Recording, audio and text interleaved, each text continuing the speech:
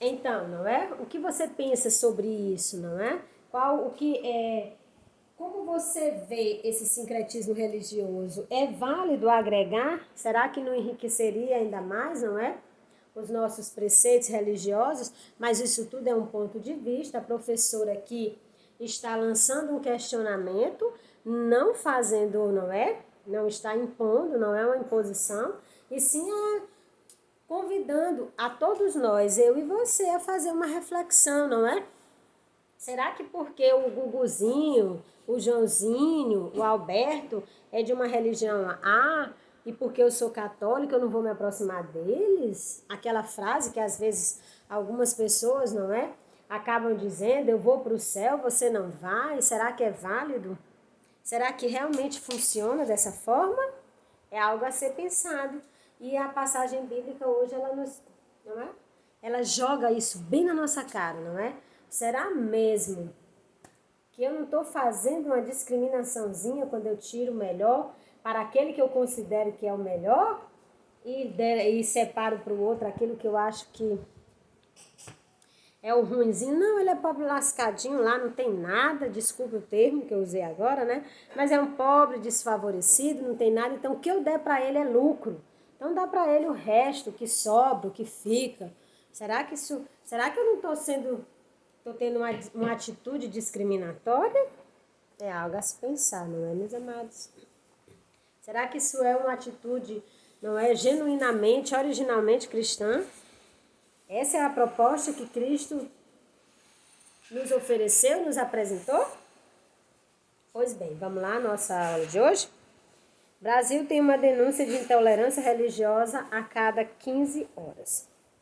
Templos são invadidos e profanados. Em outros casos, há agressões verbais, destruição de imagens sacras e ataques incendiários ou tentativa de homicídio. O cenário preocupa adeptos de diversas religiões. Em pelo menos 8 estados, o Ministério Público investiga ocorrências recentes de intolerância. Vejam só o que acontece, não é? Templos são invadidos e profanados, não é? Pessoas recebem agressões verbais. Isso é uma constante, meus amores. Por desconhecer a religião do outro, por desconhecer a cultura do outro, por puro desconhecimento, por puro ignorância mesmo, não querer conhecer de forma alguma, por estar fechado dentro da sua postura, dentro da sua religião, por estar ali fechado, não é? E não querer aproximação por nossa postura, não é? De julgamento, de querer apontar o dedo, de dizer o que está errado, o que está certo.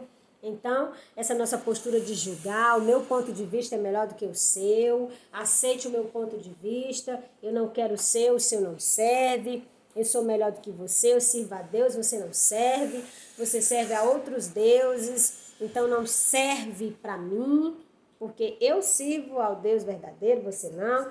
Então, esses entendimentos acabam levando a comportamentos e a posturas discriminatórias.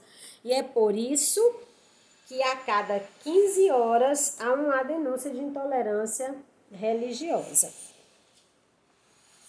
Só neste ano, esses dados são de 2017, só neste ano foram registrados 169 casos, 35 em São Paulo, 33 no Rio, 14 em Minas, estados com maior número de ocorrências informadas.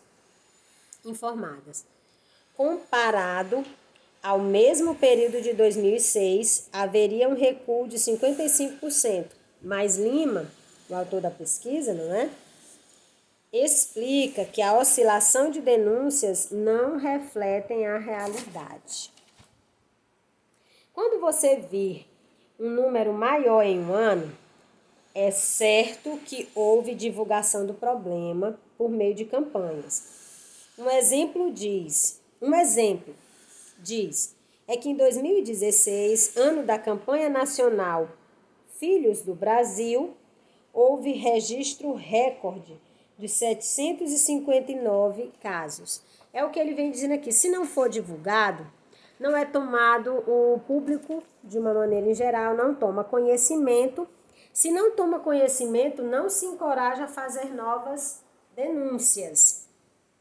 À medida que isso é televisionado, que é filmado, que é gravado, que se coloca em jornais, que se vem a público, é óbvio que vai ter um destaque maior, vai provocar na sociedade, não é? Uma discussão, vai gerar essa discussão, vai provocar essa sociedade, e muitas pessoas que se reconhecem em situações iguais a esta, vai se manifestar e vai dizer, olha, isso acontece comigo, é amargo sentir na pele, dói, é muito ruim ser rejeitado, ser deixado de lado, as pessoas não querem nem me entender, não querem nem me conhecer, não querem nem saber quem eu sou, elas simplesmente olham para mim, viram as costas e seguem. Em agosto, a paróquia Nossa Senhora do Bom Parto, em Santo André, no ABC Paulista, foi invadida. Os suspeitos arrombaram o sacrário, furtaram a âmbola e atiraram hóstias no chão. Para nós, a Eucaristia é o mais sagrado, o corpo de Cristo. Houve uma profanação, diz o padre Renato Fernandes. Para ele, a sensação é de aumento das ocorrências. No passado, havia um respeito pelos templos e pela igreja, afirma. Deixar a Eucaristia jogada diz que, para eles, não significa nada.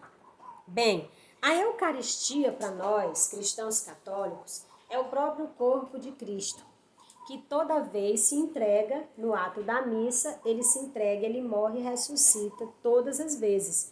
Então, para o cristão católico, não é?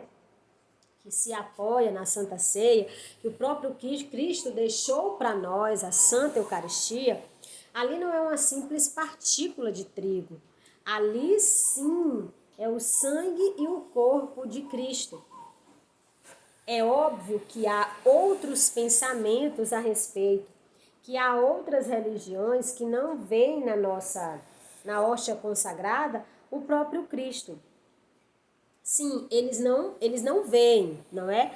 De acordo com os ensinamentos, com os preceitos da religião deles, eles têm uma outra maneira de pensar. Sim, somos diferentes, religiões diferentes, temos maneira de pensar.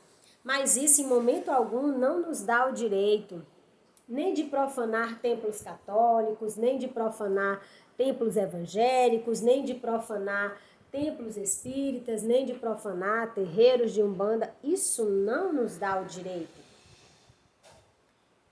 Essa ideia de que eu sou correta, de que o que eu estou fazendo é o melhor, não me dá o direito de querer impor essa minha ideia, impor essa minha visão.